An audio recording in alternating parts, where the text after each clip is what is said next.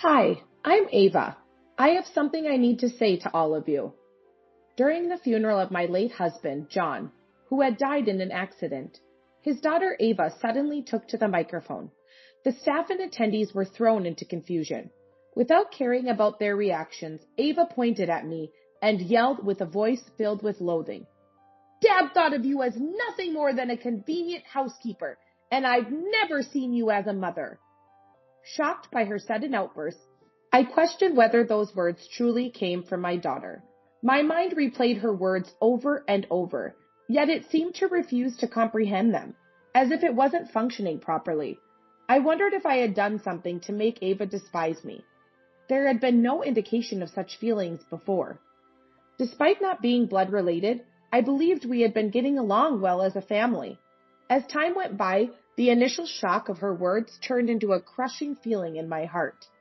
It appeared that her disdain for me had grown to a point where it couldn't be resolved through discussion. Even as Ava continued to belittle me, with staff trying to soothe the situation, she looked down on me, repeating her scornful remarks. Remembering a promise I had made to my husband, I addressed Ava with a resolve. Stay strong, no matter what comes. Ava's face turned to one of astonishment at my words. To her puzzled look, I reiterated, no matter what happens. I, Mary, live in an apartment with my daughter and husband, sharing a harmonious life together. Today, being my day off from the part-time job, I decided to spend some quiet time alone at home after finishing the household chores. While sipping coffee on the home sofa, a photo of our family of 3 on a trip caught my eye. This led me to reminisce about when I met John. It has been 7 years since John and I got married. The encounter happened when I was doing outdoor work and dropped some documents, which he helped pick up. Despite others seeing me struggle, he was the first to come over and help, showing concern as we gathered the papers together, a memory I still hold dear. As our companies were close by, we started acknowledging each other on our way back from work or during lunch breaks, gradually leading to conversations. John was older, but an honest adult. His lively, bright, and direct nature made me more attracted to him each time we met. Eventually, we exchanged contact information and started making plans to meet. It was a happy development for me, but there was one concern. John had a child. Sometime after we started seeing each other, he mentioned, I have a child. The child, a girl, was in the upper grades of elementary school. John had been widowed when the child was still young, and he had taken on the responsibility of raising her alone. Until now, he had been a single father.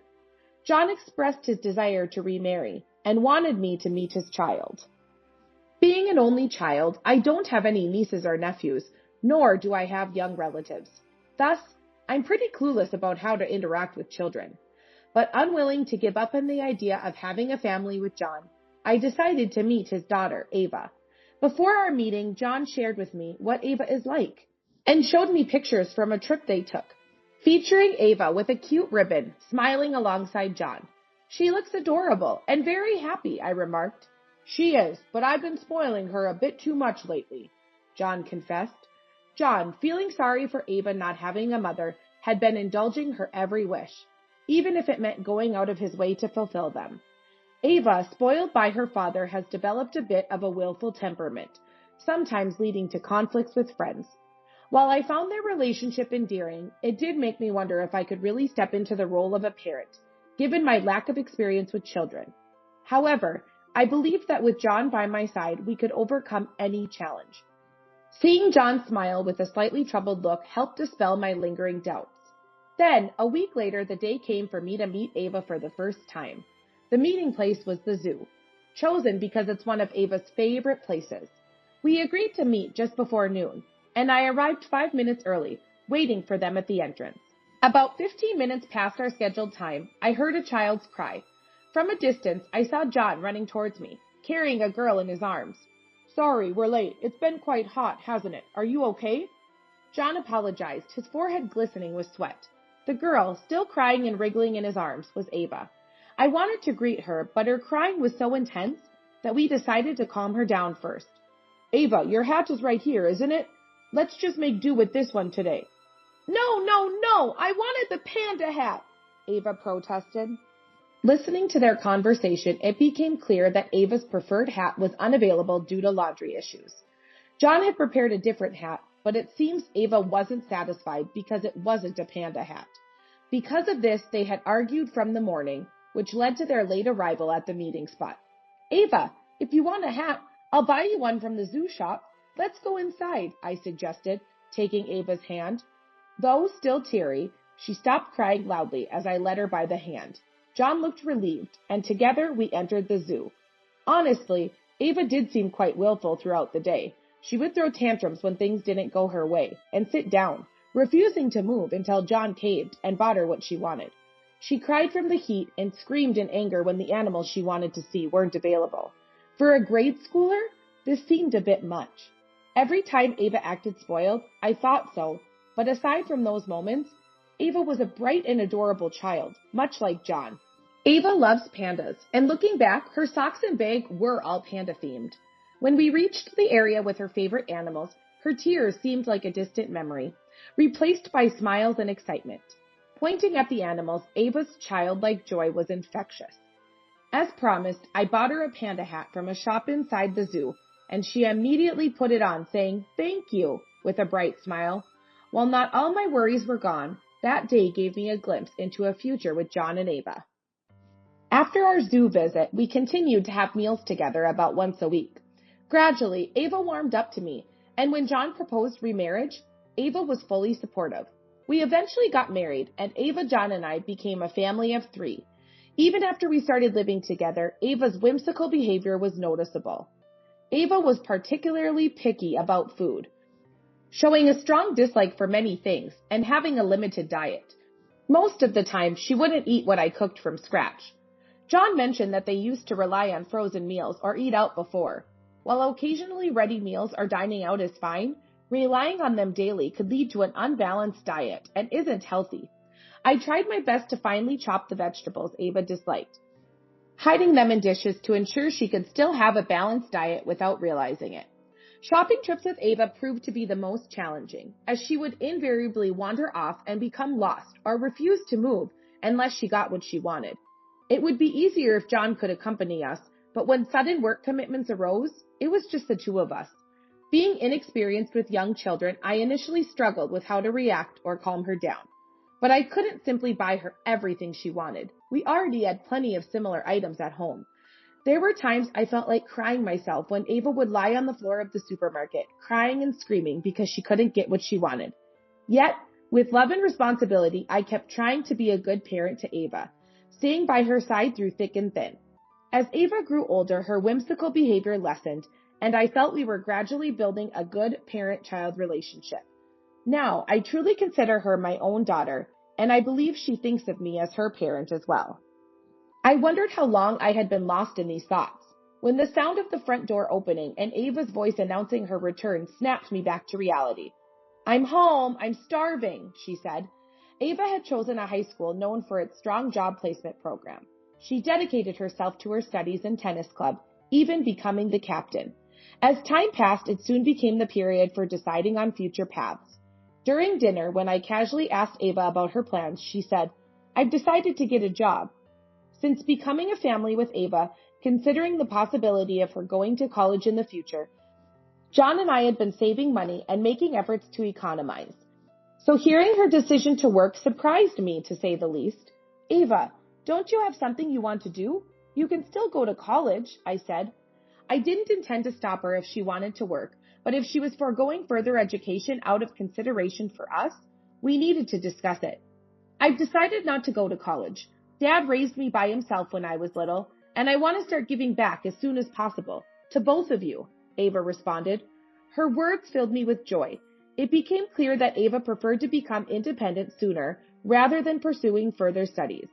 John and I chose not to press her further on her decision, proud of the thoughtful and mature daughter she had become. Ava graduated from high school and took a job at a local factory as planned. But about 3 months after she started working, Ava began missing work frequently, and I was worried she might be ill, but she said that wasn't the case. Gradually, her absences increased until she stopped going altogether. Wanting to cheer her up, I actively invited her out for shopping or lunch on my days off. but Ava hardly ever accepted my invitations. Her appetite was unchanged at dinner, but she would decline my lunch invitations, saying she wasn't hungry. Moreover, while she was talkative when John was around, I felt she became quieter when it was just the two of us. I wondered if she had something difficult to tell me. Could there have been some unpleasant incident at work? Was she experiencing stress to the point of not wanting to leave her room? Having believed we had built a good parent-child relationship over these 7 years, despite not being blood-related, her distant behavior only left me feeling more unsettled. My concern only grew, but there was a part of me that just couldn't take that final step to breach the distance between us. Still, unable to shake off my worry, I talked to John about Ava's recent behavior. It turned out she had informed him about quitting her job. Was it something she found difficult to discuss with me? The time spent between John and me was different. It's natural she would first turn to her father, who had been with her since she was small. I tried to convince myself it was understandable. Then, Ava started staying home all day, not securing another job. Unable to contain my worry any longer, I spoke to her through her door. Ava, what's wrong? If there's something bothering you, I wish you'd talk about it. I'm worried. Just leave me alone for now. I'm fine, she replied. When it was just Ava and me at home, she started to stay in her room. When John came home, she would come out to the living room and join us for dinner. One day, when John was later than usual, Ava was still in her room, and I sat at the dining table, waiting for my husband. He usually lets me know if he's going to be late because of overtime. It was already an hour and a half past his usual return time without any message from him, which made me worry. Just as I was about to call him, thinking he might still be at work, my phone rang. I had a bad feeling, but urged by the persistent ring, I answered without looking at the caller ID. The call was from the police, informing me that my husband had been in an accident on his way home from work. I felt as if all the blood had drained from my body, making it hard to breathe. The smartphone dropped to the floor, and Ava came out of her room hearing the noise. What's wrong? Are you okay? Noticing something was wrong, Ava looked at me worriedly. Dad, I began. What about Dad? What happened? She asked. I told Ava about the call. The color drained from her face and she slumped to the floor, powerless, just like me. How long we sat there, I can't recall. The confusion was overwhelming, but we had to move or nothing would start. Gently helping the stunned Ava to her feet, we headed to the hospital. There, we were faced with the reality of my transformed husband. He had been instantly killed by a truck that ran a red light, according to the doctors. As I listened to the doctor, I nodded as if it were happening to someone else, unable to accept it as a reality. My desire not to believe it might have been stronger. Ava was more devastated than I, unable to think or speak a word on our way back. It was understandable. Ava had always been with her father John since she was little. He was everything to her. I can't comprehend the pain of losing a parent, as mine are still alive, but as someone who has lost a beloved husband, I strongly felt the need to be there for Ava, not wanting her to feel alone. Shouldn't this be the time for us to come together as a family and move forward? Surely, that's what my husband would have wanted, but the home without him felt unbearably empty and hollow. Somehow gathering the strength, I contacted relatives with the news and arranged for the funeral. Until the funeral began, Ava hardly spoke to me, only communicating when absolutely necessary. She couldn't even manage to eat properly and stayed in her room right up until we had to leave for the funeral home. Somehow, I managed to get the lifeless Ava to the funeral and seated her among our relatives. I had to attend to the guests and speak with the staff at the funeral home, so I couldn't stay by Ava's side the entire time. Fortunately, John's relatives were considerate and engaged Ava in conversation, so I left her in their care. Then, the funeral service for John started. I sat next to Ava and asked if she was okay, but she didn't respond. Worried, I kept glancing at her, but she wouldn't meet my eyes. As the ceremony proceeded and the staff member was about to give an introduction, I started to stand up. Suddenly, Ava, who had been motionless, stood up swiftly and approached the microphone. The staff, surprised by the unplanned speech, tried to intervene, but Ava ignored them and took the microphone. I'm Ava, his daughter. There's something I need to say here, she began. The hall buzzed with murmurs at her unexpected declaration. Ava, who had avoided eye contact with me until then, now glared directly at me, pointing her finger. My dad only ever thought of this woman as a housekeeper, and I never once thought of her as my mom," Ava announced. The staff hurried to take the microphone from Ava, trying to calm her down. I was in disbelief over her words, repeating them over in my head. "Never thought of you as mom." I couldn't forget those words. Ava looked at me with a mocking smile. "All this time, I was just pretending to get along with you for Dad's sake. I only needed my dad. I never needed you," she said. My vision blurred. The tone of Ava, whom I had always thought of as sweet, suddenly became unbearably unpleasant, causing me to cover my ears with both hands. I couldn't accept the reality and closed my eyes. The only thing that came to mind was John's gentle smile and the image of a young Ava calling me Mom for the first time.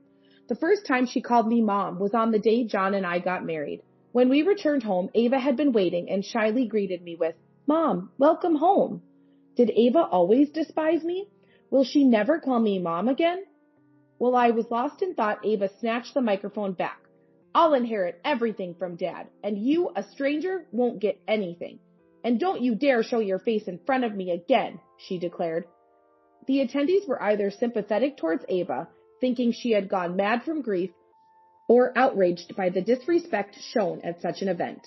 Ava was restrained by some attendees and taken to the back of the hall. I had just lost my husband John, and now it seemed I was losing the daughter I had cherished. Memories of the time spent with John and Ava flooded my mind. The 7 years we had together seemed both long and short now.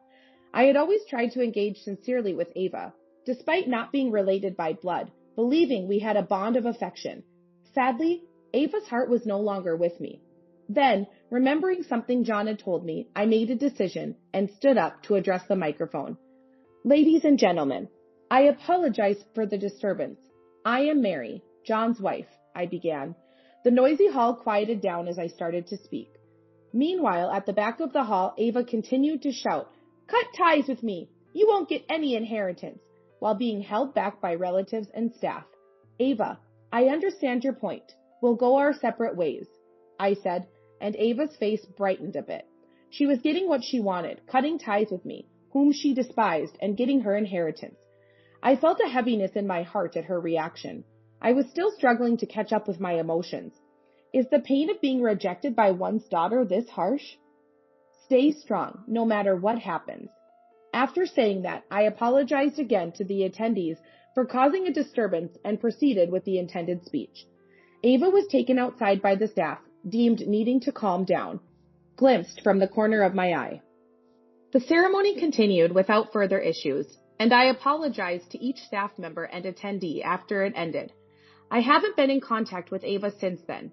I haven't reached out, but somewhere in my heart, I was sure we would meet again.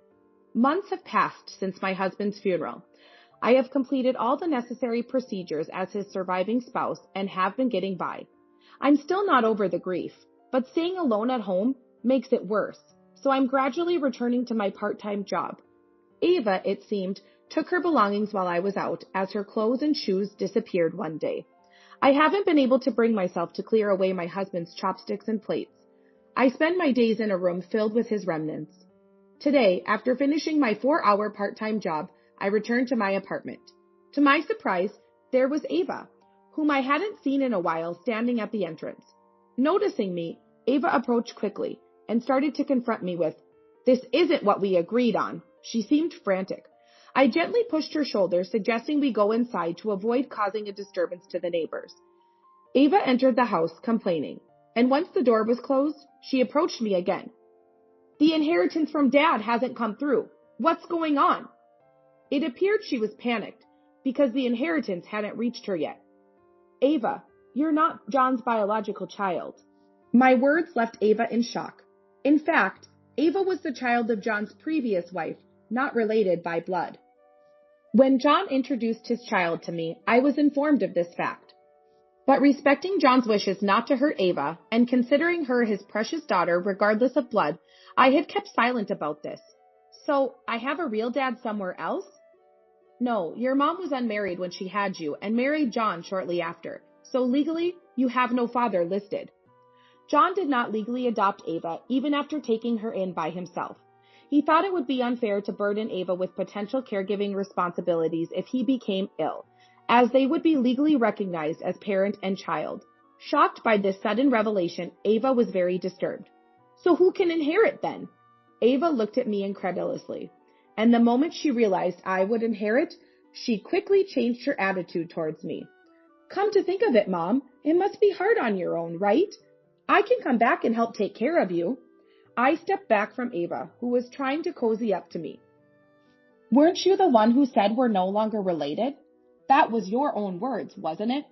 I said with a cold voice, and she visibly paled, then clung to my feet.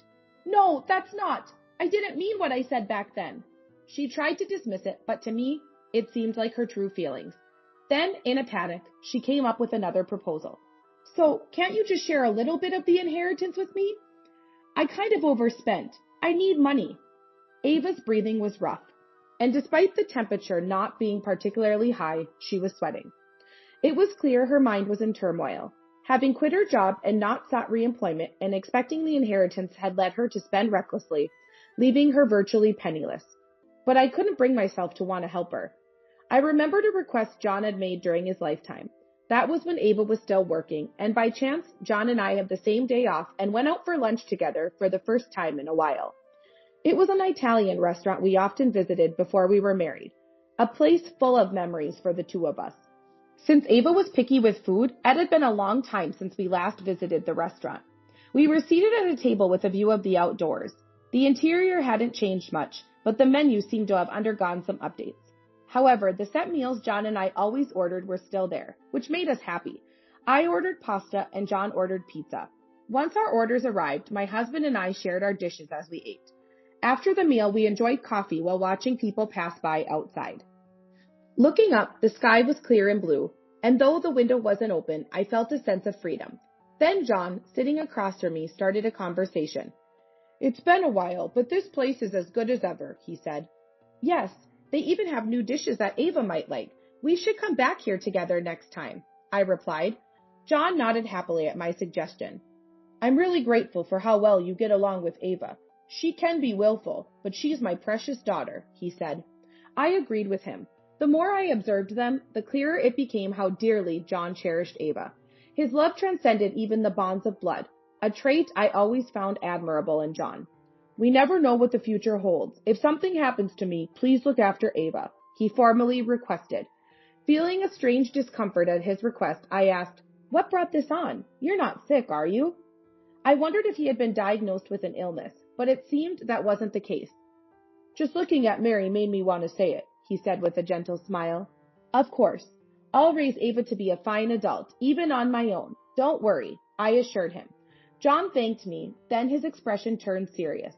But if Ava ever looks down on you or becomes the kind of adult you can't forgive, I want you to be unforgiving and strict with her, he said. That must have been John's way of showing love and resolve as a parent. I didn't want such a situation to arise, but I nodded in agreement to John's words. I brought my thoughts back from the memories, looking at Ava who was still clinging to my leg. Ava had tears in her eyes, persistently begging, I want you to share some money with me. Despite her claims at the funeral that John only saw me as a housekeeper, I couldn't feel that way. There was an unshakable love between John and me, something Ava probably never realized. Hey, are you listening? You're going to share the money, right? I was Dad's daughter too, she said, trying to rise by holding onto my leg. I moved my leg away, shaking her off. I told you, didn't I? To live strongly, no matter what happens. No matter what. I emphasized, then forcefully made her stand up. Ava looked at me stunned, but I pulled her by the arm, pushing her outside the door. Then I placed 4 paper bags filled with her belongings in front of the bewildered Ava. Caught off guard by being put out, she stared at me blankly, but I closed the door firmly without looking back. Half a year has passed since then. At first, Ava came to my house a few times, but I completely ignored her. Angered by being ignored, Ava began engaging in harassing behaviors, like leaving mud in front of my house or sending mail demanding attention. When I happened to witness one of her harassment attempts, she tried to explain away her actions in a panic. Disgusted, I told her, if you do this again, I'll report you to the police. Perhaps accepting defeat, Ava eventually stopped coming by. I heard from John's relatives that Ava was struggling financially, even resorting to debt. The inheritance came into my possession and I have enough money, but I haven't quit my part-time job. I plan to use the money John left me only if necessary, without spending $1 of it yet. I'm not living a life of luxury, but it has been enough for me. I hope to lead a peaceful life, cherishing the memories I had with John.